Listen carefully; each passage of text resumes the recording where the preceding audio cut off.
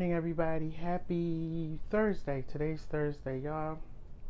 It's been a long night for Dr. J. Had to go to the hospital during the night and be with a family who is grieving and who lost a loved one. So we want to continue to lift them up in prayer, as with all of the other people who are grieving right now. And so today, I thought it would really be appropriate to talk for a few minutes about, and ask yourself the question, am I grieving? Because grief doesn't just mean the loss of a loved one.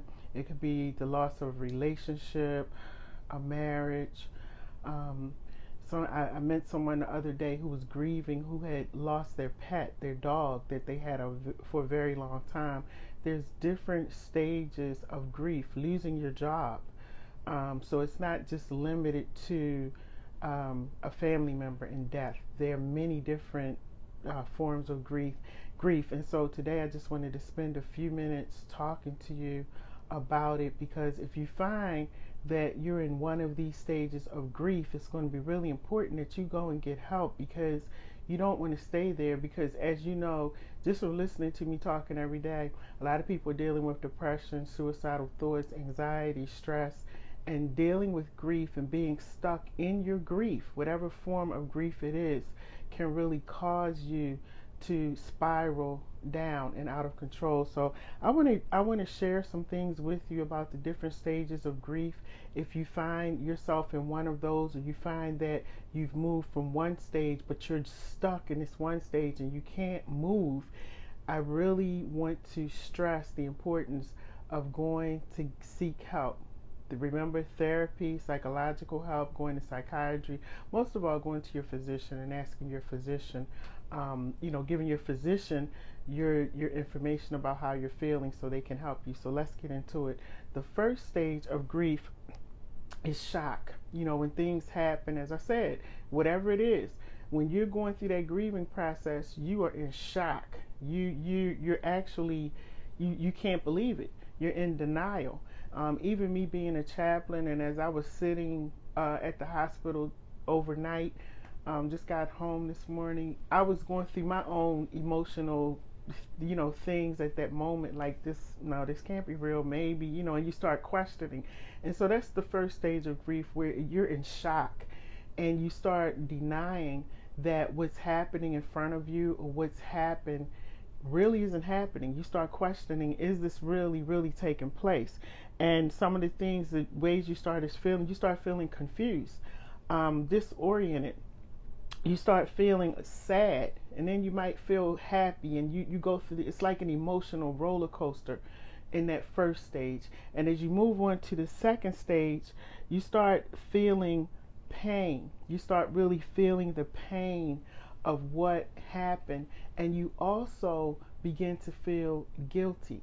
Some people feel guilty and they start the blame game. Well, if you hadn't done this, or if you had been here, or if you had showed up, or if you had answered the phone when I called you, you start going back and forth, but you're dealing with your own personal pain. So the lashing out that you're doing is really not intended for the other person, but that's the pain that's oozing out of you that you're putting on to someone else, whoever may be in the room. If it's the doctor, if it's somebody's family member who's trying to talk to you about the relationship that just broke up, you just start lashing out, and you do the coulda, shoulda, woulda.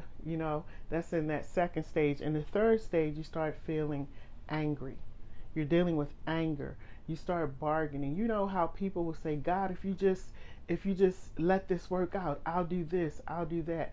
So you're angry, but then deep down inside that this thing is real and it's happening, but you start bargaining, and you start, saying, I'm going to start doing this. A lot of people will say to me, Lady J, I'm going to start going to church. If God just does this one more thing, I'm going to start going to church. So you start bargaining.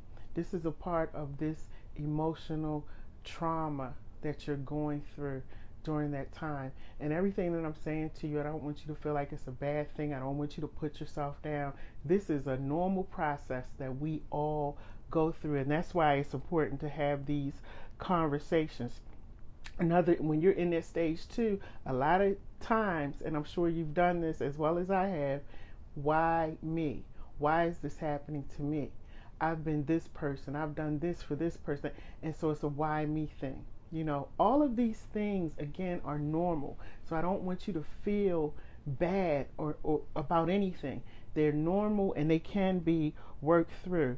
You also go through the stage of depression, loneliness, sadness, and you start reflecting on what could have been or how things should have been or how you could have done things better. And the depression, this is when the depression starts to seep in. And you start feeling lonely. You start feeling like nobody really understands what you're going through. Good morning, Tanya. You feel like nobody understands what you're going through. And you start pulling back. You don't want to talk to anybody. You don't want to take any calls. You don't want to be on social media. You just want to be alone dealing with your situation because it's so heavy, and the anxiety sometimes that comes over you is just overwhelming. Another stage that people go through as you're dealing with all of these things and it starts to settle in, you start seeing yourself kind of moving upward. Your attitude, your emotions, and this takes time. I'm giving it to you in a fast track, but all of these things take time, and sometimes it can take over a year because remember, there's no time limit on grieving. Never let anyone tell you, oh, you should have been done grieving by now. No, everybody grieves at their own pace. Some people will cry, some people won't. But we can't tell people how to grieve. But a lot of times as you continue to go through the process of grieving, the tide starts to turn and you start reflecting and thinking about what you've gone through. And you start feeling a little bit better. A little bit better. And as time goes on, you start feeling a little bit better. A little bit better. And you will never forget. You will never forget. But you do start to feel better and you start feeling a little bit more strength in your body that you really are able to move on and see another day. Things become a little more clearer to you. You don't want to be by yourself anymore. You're trying to get back out and get acclimated to the things that are going on around you. And the last stage of this grieving process is acceptance. You accept what's happened. You're hopeful that things will get better. Even in the death of a loved one, you begin to see hope. You begin to see things that you can do. Even though this person is gone, here's something I can do in honor of that person. Even though this relationship didn't work, there's things that I can do in my life to help other people not to make the same mistakes. So you start doing things that will benefit and uplift other people. Now, I gave you all of those stages because I want you to think about what I said. And if you find that in whatever I said that you're stuck in one of those things, I want you to do me a favor. Please call your physician. Let them know that you're still grieving and you need some help. They will direct you to the person or the people that you need to talk to. Behavioral health, they'll send you there and you'll be able to they'll give you someone that will be able to talk to you and walk you through this process. And remember, there's no time limit on grieving.